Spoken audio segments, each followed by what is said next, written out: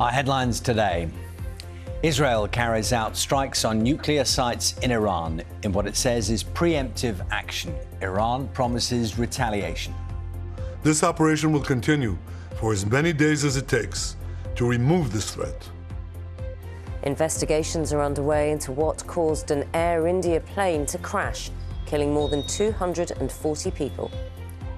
The miracle of seat 11A. A British man is the sole survivor of the crash. He's being treated in hospital. Well, more than 50 British people lost their lives in the crash, and at temples like this one right across the UK, tributes are being paid.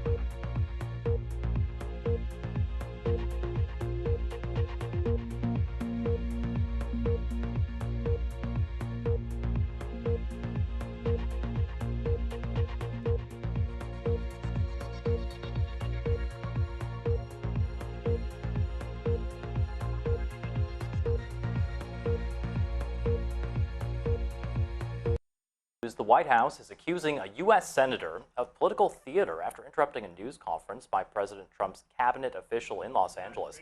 Senator Alex Padilla tried asking a question to Homeland Security Secretary Kristi Noem.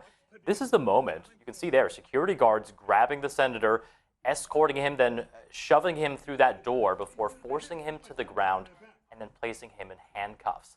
A White House statement reads, Padilla stormed a press conference without wearing his Senate pin or previously identifying himself to security. He yelled and lunged towards Secretary Noem. Padilla didn't want answers, he wanted attention. Well, the senator said that he'd been carrying out separate oversight before learning of Secretary Noem's news conference in the same building. He said he decided to go there and ask a question on behalf of fellow senators whose questions on immigration, he said, had been stonewalled. Here's more of what the senator told reporters. If this is how the Department of Homeland Security responds to a senator with a question, you can only imagine what they're doing to farm workers, to cooks, to day laborers out in the Los Angeles community and throughout California and throughout the country. Well, some of Senator Padilla's colleagues have expressed some outrage. Senate Minority Leader Chuck Schumer said he was sick to his stomach and demanded immediate answers as to what took place. Republican Senator Lisa Murkowski called the incident horrible and shocking at every level. She said, "It's not the America that I know." Israel launches a fresh wave of attacks on its long-standing enemy, Iran. The strikes follow attacks overnight, which targeted Iran's nuclear facilities and killed senior military figures and nuclear scientists. Israel's Prime Minister justified the attacks. This is a clear and present danger to Israel's very survival. Iran says that more than 70 people have died, and it's threatening to open the gates of hell on Israel in response. Here in Tel Aviv, they're bracing for retaliation as Israel's attacks on Iran continue. Also tonight, telling India's Prime Minister about his ordeal. The sole survivor of yesterday's Air India crash speaks of his astonishment at still being alive. A world-first therapy for blood cancer now available on the NHS in England. And singer-songwriter Shakira makes some noise about the issue of immigration in the US. And on BBC London, on the 8th anniversary of the Grenfell fire, as the community prepares for the tower to be dismantled, we hear from those affected by the tragedy. A poignant time for this community as they prepare for the tower to soon be dismantled, but there are differing views on what should happen next.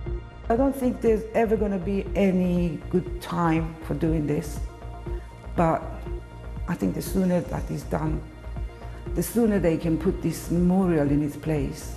My personal view is that the tower shouldn't come down until justice is served. We'll have more on those calls for justice and the police investigation into the fire. Plus, the views of the Grenfell generation who have grown up in the shadow of the tower. There's been many words, but not many actions. Our voice is important in things that need to be changed. A grooming gang who sexually abused and exploited 2 teenagers in Rochdale are convicted. Put it down! Drop it or I will taser you now! The man is jailed after trying to murder a police officer when he launched a vicious attack on a police station. Justice is served to the men who tried to steal a £4.7 million golden toilet. We meet the stars taking to the pitch for this year's Soccer Aid. I grew up playing football, like locally, and then sort of had to not do that for a bit because of work and filming and stuff. So it's so nice to be able to do that. This is like the dream. Are you joking? This is so cool. And after some dazzling sunshine for much of the country today, a lot of us are about to pay the price with thunderstorm warnings in place. A jury has been hearing evidence about the background of a man accused of carrying out a sword attack in Hainault last April. Marcus Arduni Monzo is accused of murdering 14-year-old Daniel Angerin and the attempted murder of 4 others. The Old Bailey heard Monzo had a history of using cannabis and taking psychedelics. He denies the charges against him. More than 12,000 applications to the ULEZ scrappage scheme have been rejected due to suspected fraud, according to data from City Hall. The scheme was introduced in 2023 with the aim of taking more polluting vehicles off the streets. Analysis shows 1 in 6 requests were turned down as there was a suspicion of fraud. And Barking and Dagenham College had some Hollywood sparkle this afternoon when former drama student turned film star Idris Elba was honoured with a MOBO award. The special paving stone at the college marks where he first started out with a BTEC in performing arts.